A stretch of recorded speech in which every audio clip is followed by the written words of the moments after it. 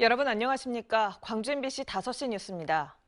광주에서 이틀 연속으로 최다 확진자가 발생하는 등 코로나19가 무섭게 확산하고 있습니다. 광주 방역당국에 따르면 어제 133명에 이어 오늘 오후 2시까지 145명이 추가로 코로나19 확진 판정을 받았습니다.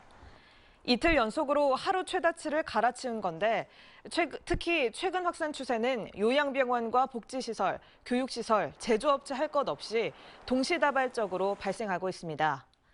특히 전파력이 높은 오미크론 변이 확진자도 점차 우세종으로 자리 잡아가고 있어 채 3주도 남지 않은 설 명절 연휴를 앞두고 우려가 커지고 있습니다. 광주 방역당국은 긴급 대책위를 소집해 확산 차단과 병상 확충 방안 등을 논의했고 전남은 설 연휴 때까지 전도민 잠시 멈춤 운동을 전개하기로 했습니다. 이한열 열사의 어머니 고 배은심 여사의 빈소에 정치권과 시민사회 인사들의 추모 행렬이 이어지고 있습니다. 배 여사의 빈소에는 영화 1987의 장준환 감독과 세월호 참사 가족협의회, 전태일 열사의 동생 전태삼 씨 등 시민사회 인사들이 찾아 고인을 추모했습니다. 또 이낙연 민주당 전 대표와 권은희 국민의당 국회의원 등 정치권 인사들도 빈소를 찾아 민주유공자 예우에 관한 법률 제정에 공감했습니다. 장례 절차는 내일 오전 발인해 망월동 8묘역에 안정되고 이에 앞서 오늘 오후에는 고인의 삶을 기리는 추모의 밤이 열립니다. 광주시가 가족형 놀이공원인 가칭 광주 캐릭터랜드 조성을 추진하고 있습니다. 이용섭 광주시장은 광주의 가족들이 함께 즐길 수 있는 놀이터나 테마공원이 없다는 점에 착안해 오는 2024년까지 광주 캐릭터랜드를 조성해 광주형 관광 명소로 만들 계획이라고 밝혔습니다.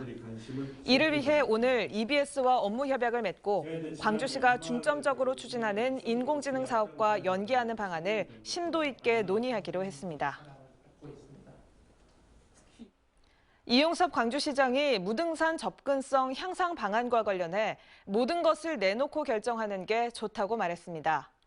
이 시장은 기자들과의 차담회에서 무등산의 가치를 공유하고 접근이 쉬웠으면 좋겠다는 데는 많은 사람이 공감하지만 환경 파괴가 없어야 한다는 전제도 있다고 밝혔습니다. 그러면서 이것은 안 되고 저것은 논의해야 한다는 방식으로 흘러서는 안 된다고 강조했습니다. 이 시장이 지난해 말 무등산 접근성 향상 논의를 시작하겠다고 밝힌 이후 시민단체에선 무등산 개발 반대를 주장하며 반발하고 나선 바 있습니다. 신협과 새마을금고 등 지역 밀착형 금융기관의 여신이 꾸준히 늘고 있는 것으로 나타났습니다.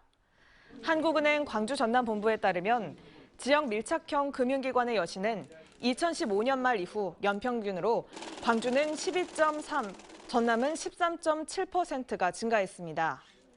여신 비중은 2020년 기준으로 단위 농협과 수협 등의 상호 금융 비중이 가장 높아 광주에서는 43%, 전남은 68.7%를 차지하고 있는 것으로 조사됐습니다.